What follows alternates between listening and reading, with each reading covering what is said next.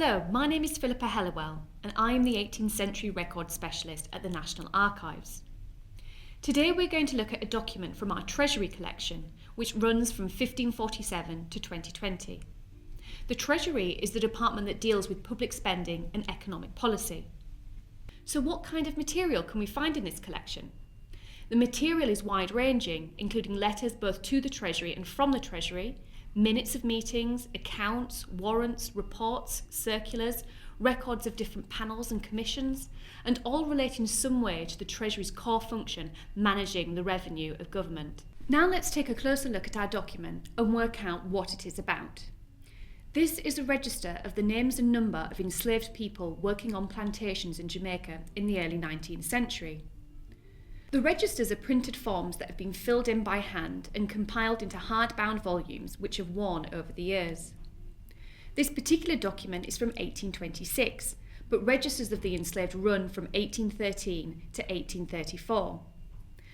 The document was produced by the Office of the Registry of Colonial Slaves, which was set up in 1819. Copies of slave registers kept by the colonies were sent to this office. This is the register of enslaved people at Spring Garden Estate in the parish of St George in Jamaica. The owner of the plantation and the enslaved people listed was a man called John Rock Grosset, who was the MP of Chippenham. His two attorneys, his lawyers, filled out the return on his behalf. The document lists a total of 572 enslaved people who worked on the plantation, 264 men and 308 women. It also has a column to explain the increase and decrease of enslaved people on the plantation, which was normally due to birth or death. There were 22 fewer enslaved people in 1826 than in the previous return in 1823. Some of the enslaved were even manumitted, meaning they legally acquired their freedom.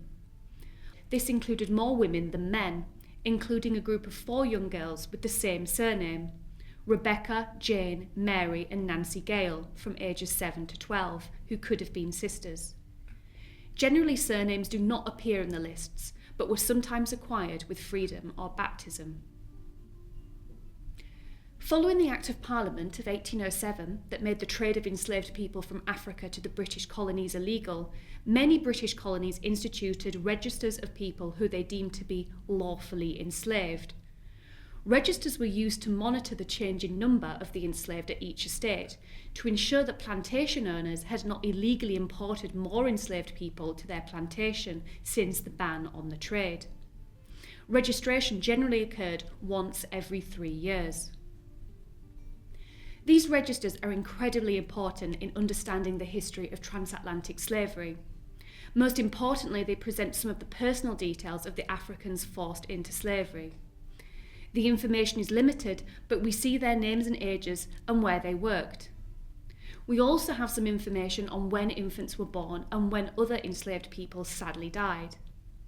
The youngest enslaved person on Spring Garden Estate at the time of the register was a 10-month baby boy called Monday, and the oldest person on the register was a man called Morris, who sadly died 2 years earlier at 67 years old. The register also asks if each enslaved person was African or Creole, referring to whether an enslaved person was African or Caribbean born. It also asks about the skin colour of the men and women.